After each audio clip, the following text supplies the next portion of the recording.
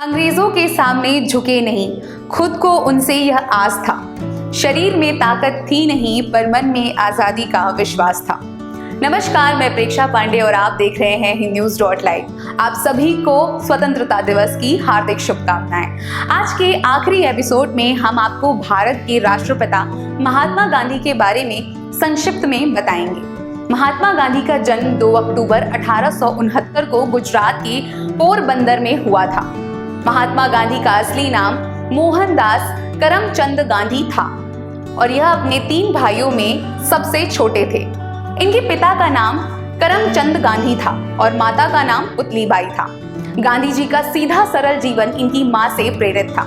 गांधी जी का पालन पोषण वैष्णव मत को मानने वाले परिवार में हुआ था और उनके जीवन पर भारतीय जैन धर्म का गहरा प्रभाव पड़ा, जिसके कारण वह सत्य और अहिंसा में अटूट विश्वास रखते थे और आजीवन उसका अनुसरण भी किया। गांधी जी का विवाह सन 1883 में मात्र 13 वर्ष की आयु में कस्तूरबा जी से हुआ था। शादी से पहले तक कस्तूरबा गांधी को पढ़ना लिखना नहीं आता था, लेकिन गांधी जी ने उन्हें पढ़ना लिखना सिखाया। एक आदर्श पत्नी की तरह बा ने भी गांधी जी का हर एक काम में साथ दिया। साल 1885 में गांधी जी की पहली संतान ने जन्म लिया, लेकिन कुछ समय बाद ही निधन हो गया था। गांधी जी की मिडिल स्कूल की शिक्षा पोरबंदर में हुई थी। इसके बाद इनके पिता का राजकोट ट्रांसफर हो गया और वहीं से इन्होंने अपनी बची हुई शिक्षा पूरी की।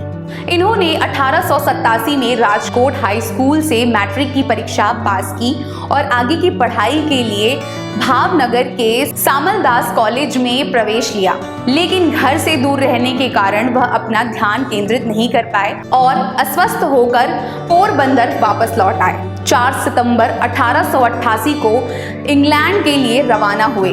गांधी जी ने लंदन में लंदन वेजिटेरियन सोसाइटी की सदस्यता ग्रहण की और इसके कार्यकारी सदस्य बन गए। Gandhi ji London vegetarian society के सम्मेलन में भाग लेने लगे और पत्रिका के लेख लिखने लगे।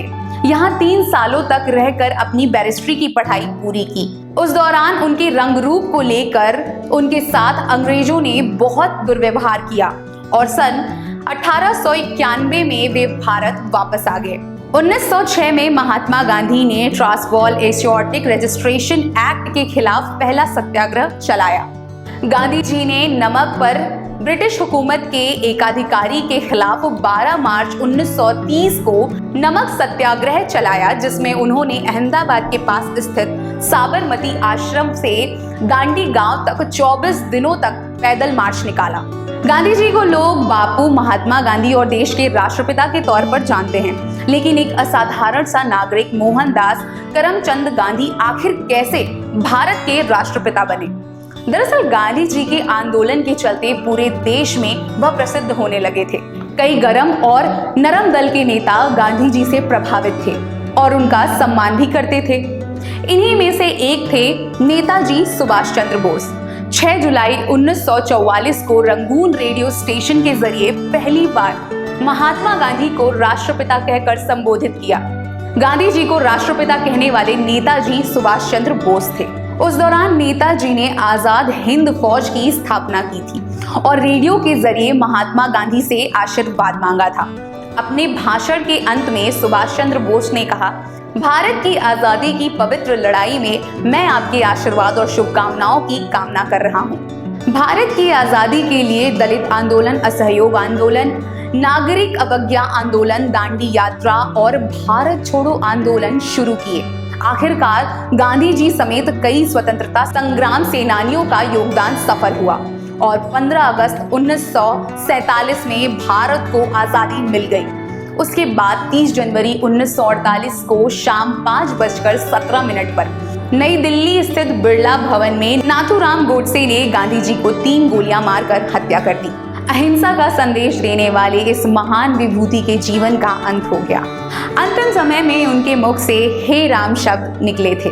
उनकी मृत्यु के बाद नई दिल्ली के राजघाट पर उनका समाधि स्थल बनाया गया। देश गांधी जी के योगदान को सदियों तक याद रखेगा। तो इस कहानी में आपने भारत के राष्ट्रपिता कहे जाने वाले महात्मा गांधी की महान गाथाएं सुनी और ऐसी वीडियोस के लिए जुड़े रहें हिंदन्यूज.लाइव से। जय हिंद, जय भारत।